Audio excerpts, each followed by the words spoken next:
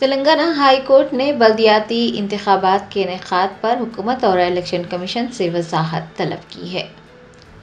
تلنگانہ میں بلدیاتی انتخابات پر ایک مرتبہ پھر بحث چھڑ گئی ہے، کیونکہ ہائی کورٹ نے حکومت اور الیکشن کمیشن سے پوچھا ہے کہ بلدیاتی انتخابات کب ہوں گے واضح کیا جائے۔ دونوں فریقوں نے انتخابات کے انعقاد سے متعلق تفصیلات فراہم کرنے کے لیے 2 ہفتوں کا وقت مانگا ہے۔ ہائی کورٹ نے حکومت اور الیکشن کمیشن سے کہا ہے کہ وہ ضروری کارروائی مکمل کریں اور اندرون 2 ہفتہ اپنی رپورٹ پیش کریں۔ عدالت نے اس معاملے کی سماعت 2 ہفتوں کے لیے ملتوی کر دی ہے۔ BRS کی کارگزار صدر KTR نے ہوویل کے نئے کیمسٹری لیب کا افتتاح کیا۔ کہا، عام آدمی کو فائدہ نہ پہنچانے والی تحقیق فضول ہے۔ BRS کے کارگزار صدر و سابق وزیر KTR نے سلطان پور میڈیکل ڈیوائسز پارک میں ہوویل کے قائم کردہ نئے کیمسٹری لیب کا افتتاح کیا۔ اس موقع پر شانتا بائیوٹیک کے MD ورا پرساد ریڈی اور ہوویل کمپنی کے MD و دیگر موجود تھے۔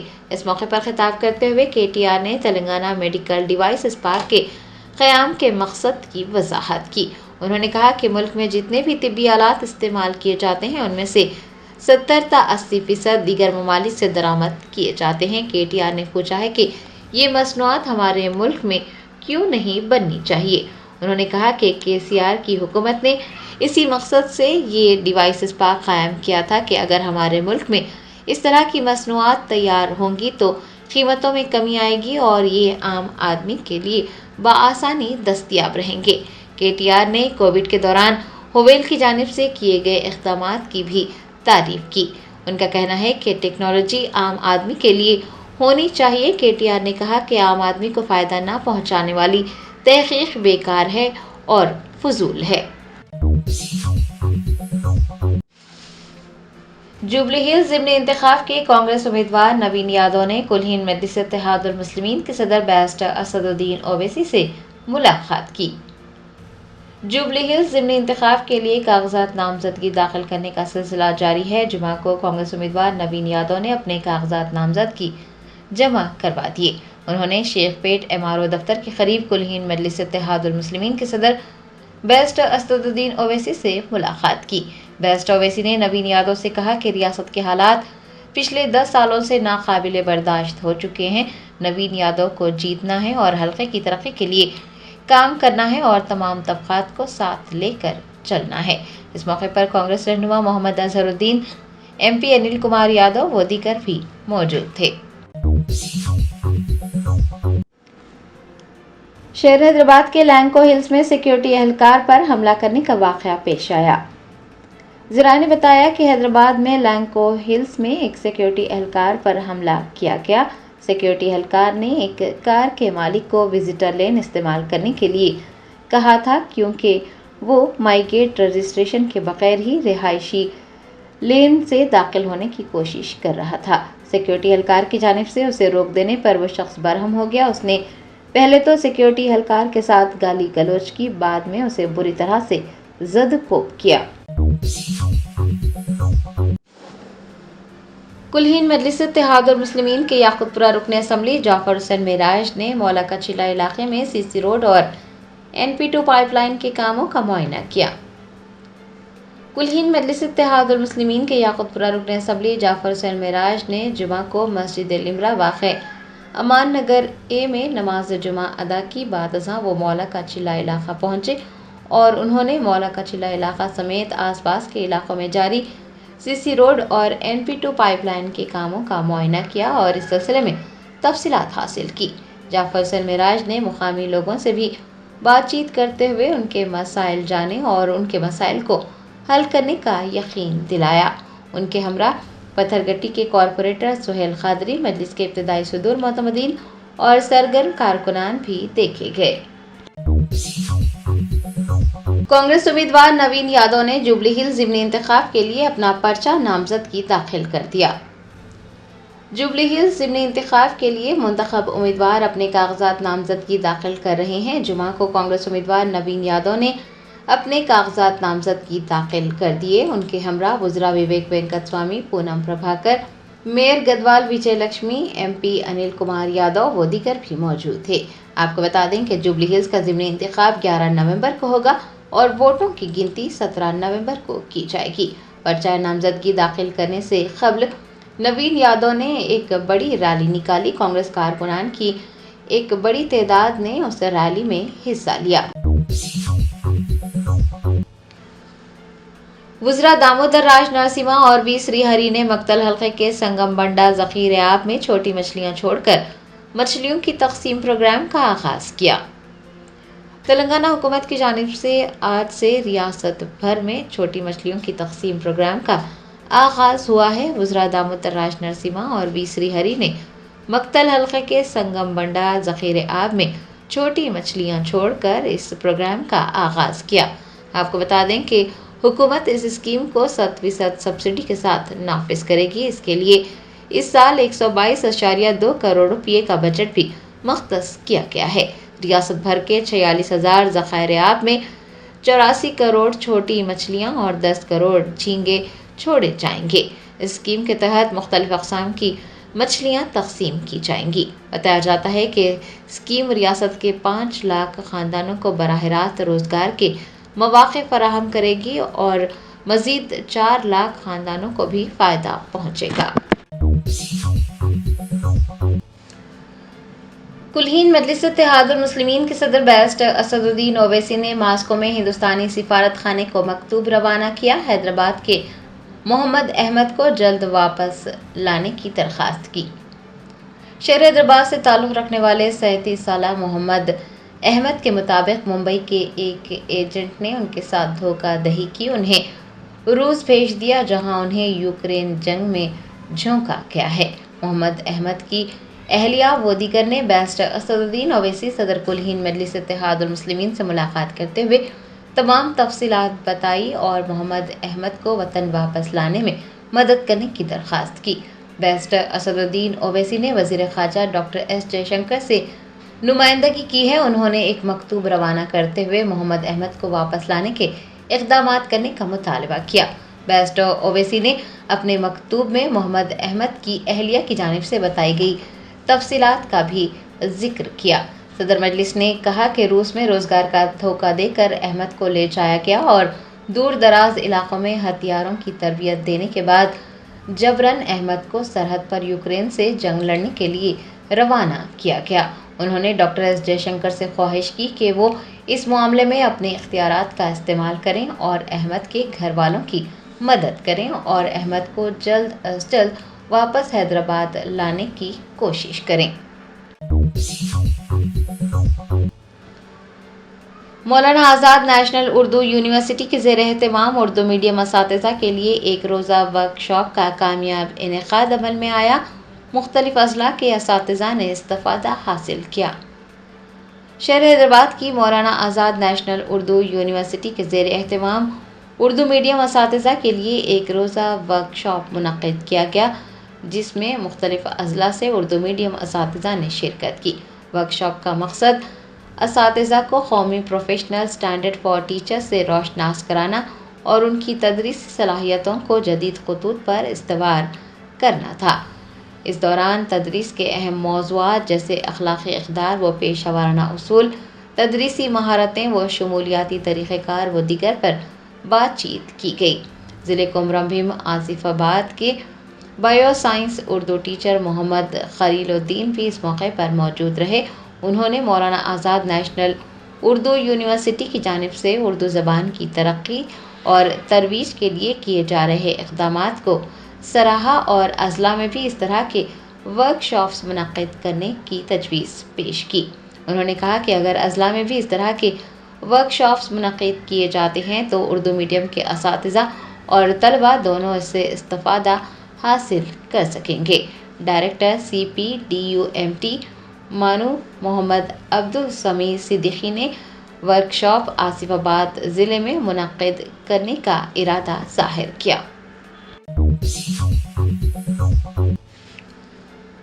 जुबली हिल्स हल्के का ज़िमनी इंतखाब BRS के कायदीन ने मुसलमान भाइयों से मगनती सुनीता गोपीनाथ को वोट देने की दरख्वास्त की। जुबली हिल्स हल्के का ज़िमनी इंतखाब 11 नवंबर को होगा। BRS کی امیدوار مگنتی سنیتا گوپی ناتھ کے لیے BRS کے قائدین زور و شور سے مہم چلا رہے ہیں۔